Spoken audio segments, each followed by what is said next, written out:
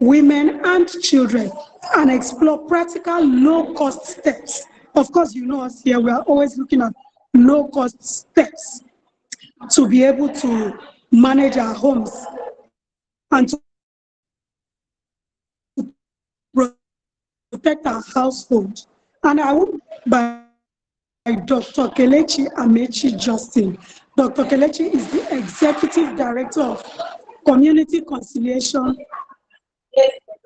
and I hope he's on this call because we've prompted him. I won't be doing this conversation alone. I will be joined by Dr. Kelechi Amechi Justin. Dr. Kelechi is the Executive Director of Community Conciliation and Development Initiative. He's also the lead River State Tax Justice and Governance Platform. He is a community organizer, the research scholar, and social accountability advocate with close to 2 decades of experience under his belt. He has partnered with Oxfam and other developments. Actually, once more, if you are joining, please say hello to our audience. So, good morning, Susan, and good morning to our distinguished audience. Thanks for having me this wonderful Saturday morning to join you in talking about air pollution, in indoor air pollution. Thank you. Thank you so much, Doctor, for joining in. Yeah, the network hasn't been very friendly, so sorry about that too.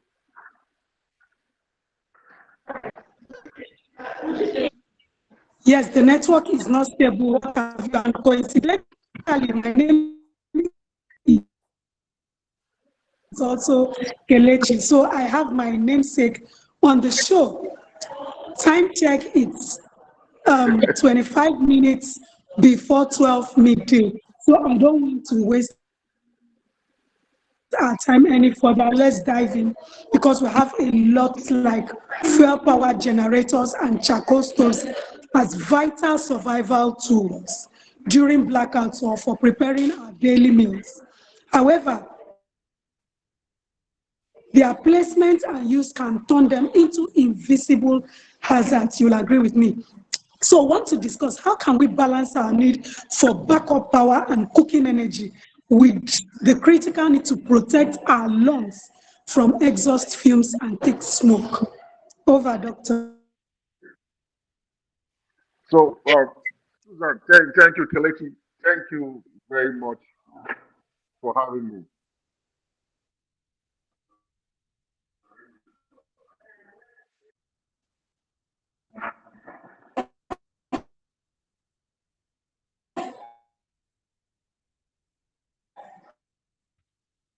Please go ahead. I turned up.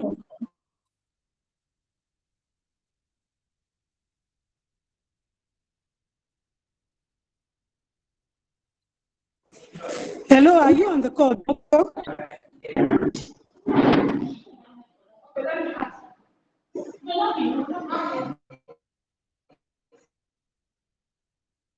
Hello.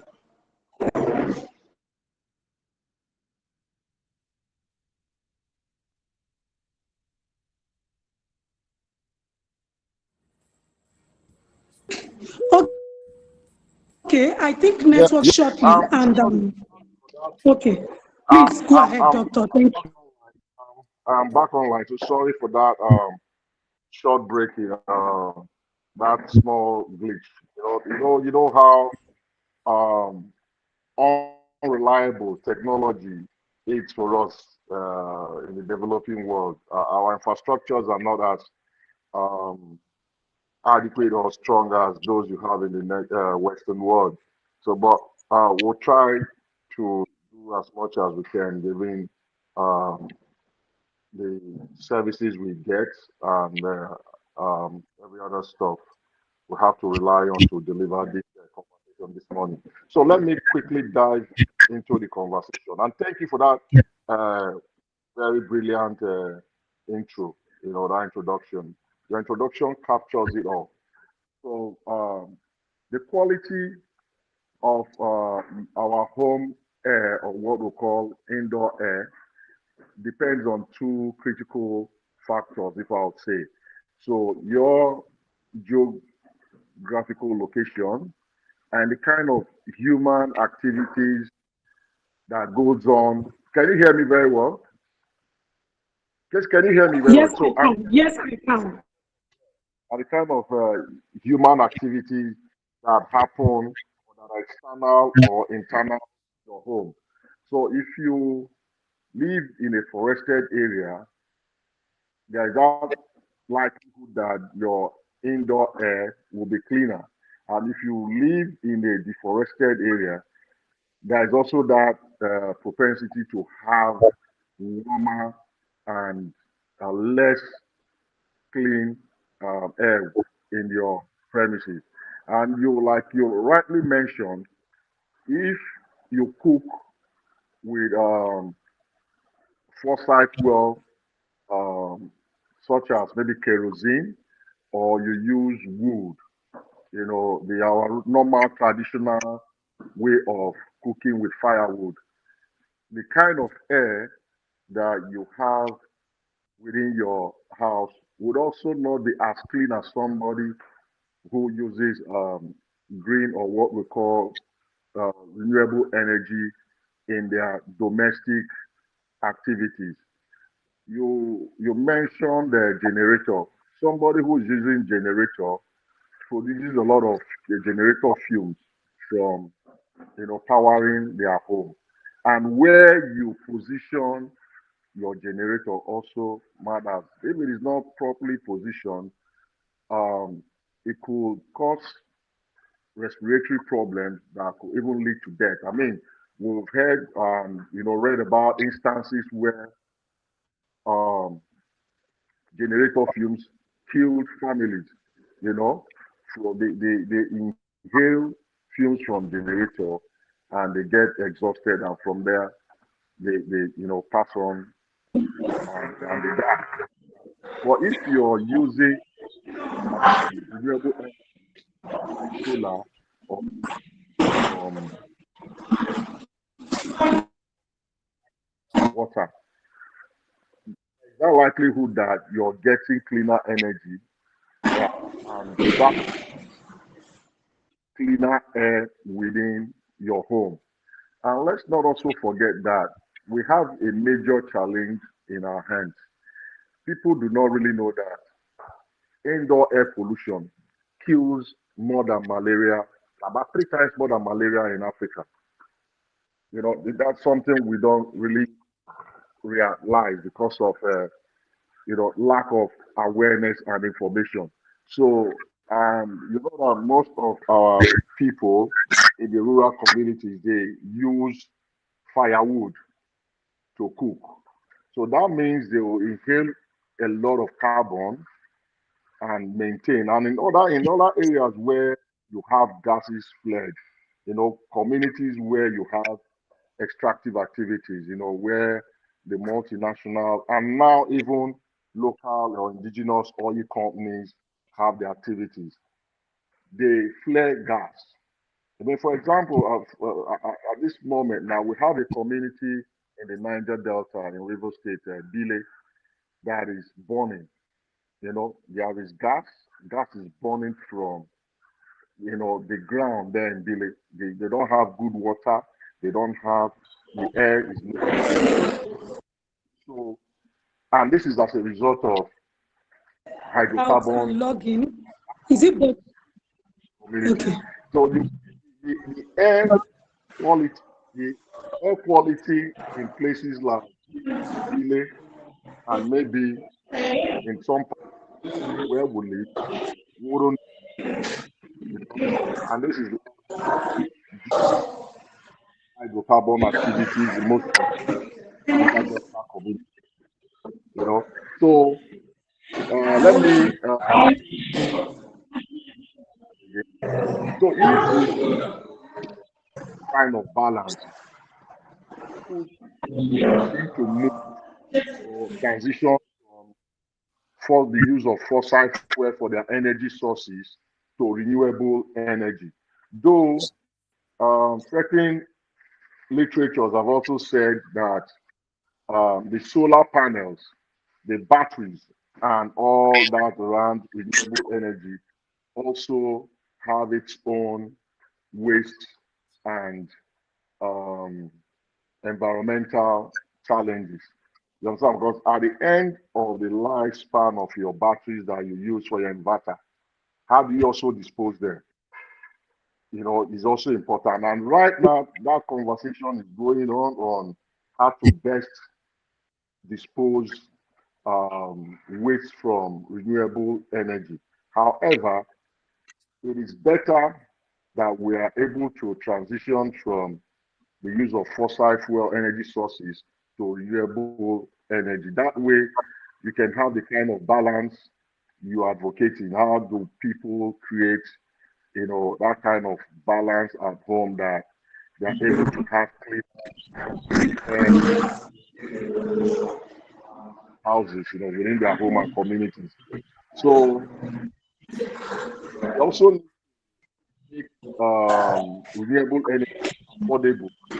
Most of communities, including women, children, disability, afford energy sources such as solar.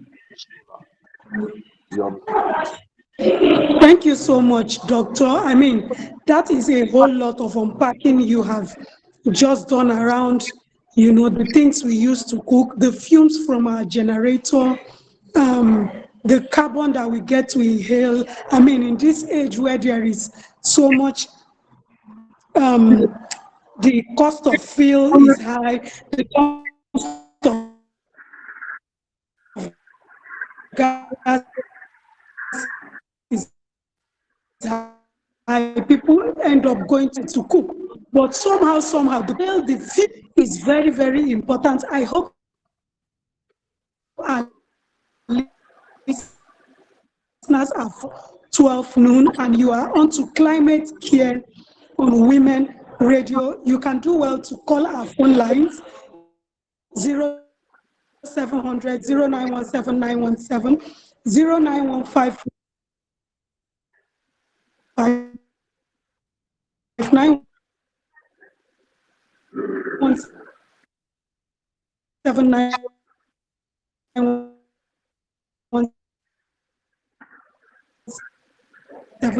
You can also call our toll-free line on 0800 message for us. Tell us what's happening. What are the changes you are for today? Because we're not even looking inwards. What kind of air? And we have on board Dr. Amechi Kelechi Justin, who is doing justice to this topic. I wish we had all the time, but hey, let's move forward because we can't even unpack everything today. Doctor, I want to ask you something. Statistics shows that women and young children bear the heaviest health burden from the indoor air pollution because of the cultural roles, around cooking and time spent inside.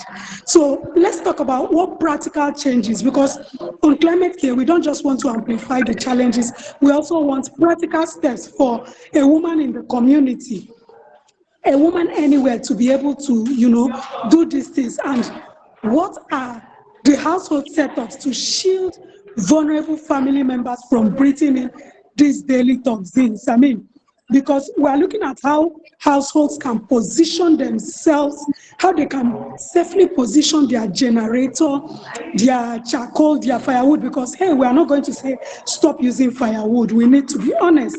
But how do they put it in a way that it doesn't become harmful to them and their family members? Over. Thank you. So thank you very much, Casey, for that question.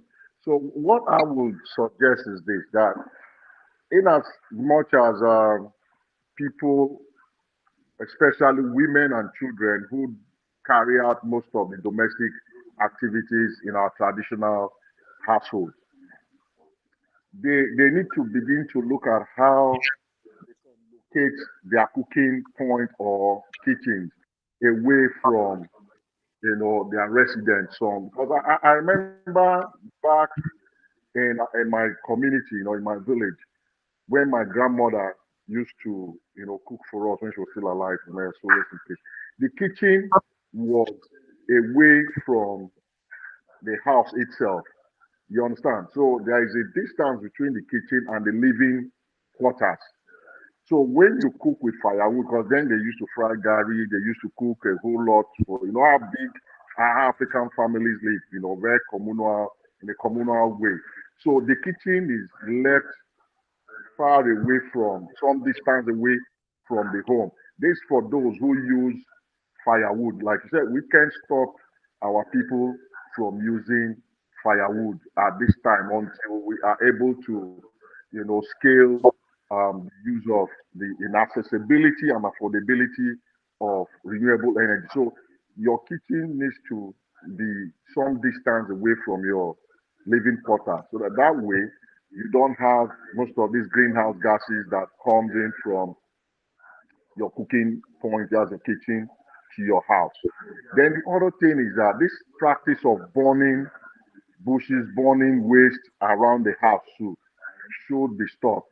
Because as you're burning, it is gathering in your residential quarter and people are inhaling it. And this is not good for your health. Um, it poses a lot of health risk. And we don't want our health infrastructures alike, in most of the communities. Either they are there or they are substandard. So, like they always say, prevention is better than cure. So, it's better that we stop the practice of burning our waste. Let's household learn to disaggregate their waste. You know, this is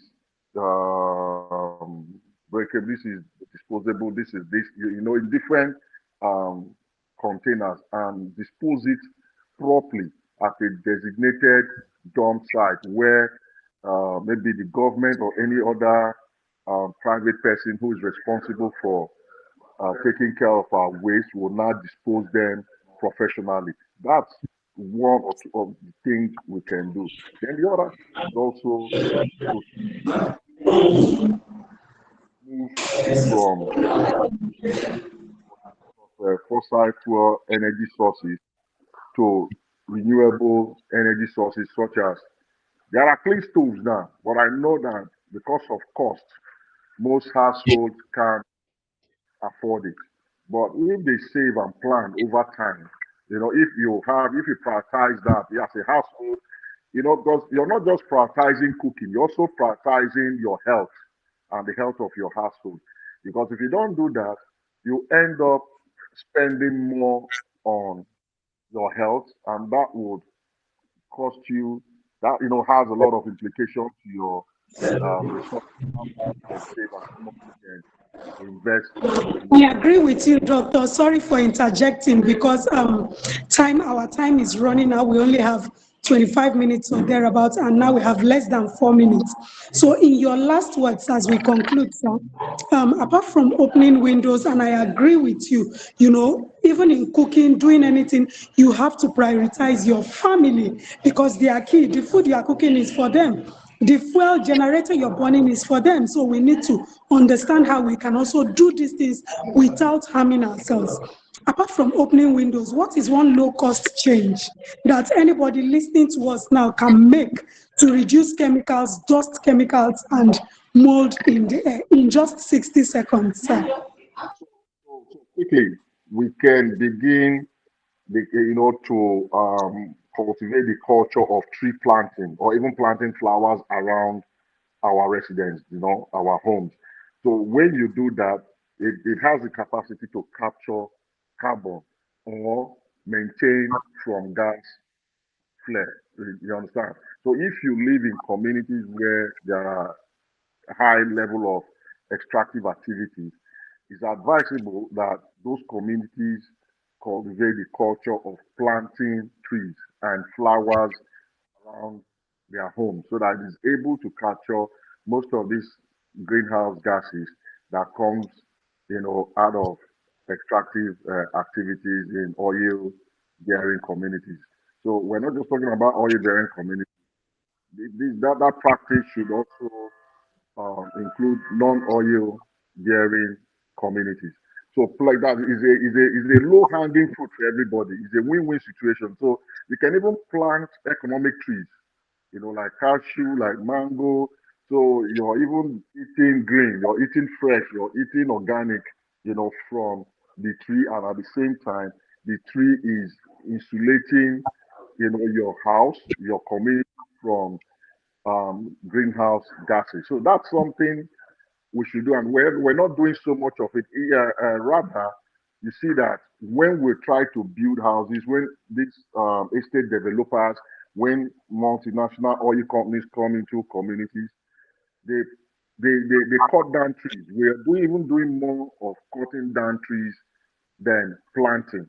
So I mean, wherever you cut down one tree, please try and plant two or three two or three more trees there, so that in due course, in due time, you have highly afforested communities, either in the Niger Delta or even in the northern part of Nigeria, where we're having serious mining of solid minerals at the moment. So those mining activities are also part of what we describe as extractive activities. So extraction is not just about and gas. It's also about the other, natural resources. And those activities um, has environmental and climate implications. So we would say people should cultivate the culture of tree planting. And the government can go as far as a policy, in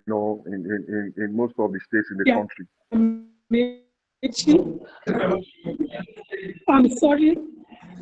Thank you so much, Doctor. A big thank you to our guest, Dr. Kelechi Amechi Justin, Executive Director of Community Conciliation and Development Initiative, for joining us today and sharing your insights. If there's something that we need to do as people, it is to cultivate the habit of planting around our environment. It helps to absorb the carbon that is emitted into the atmosphere.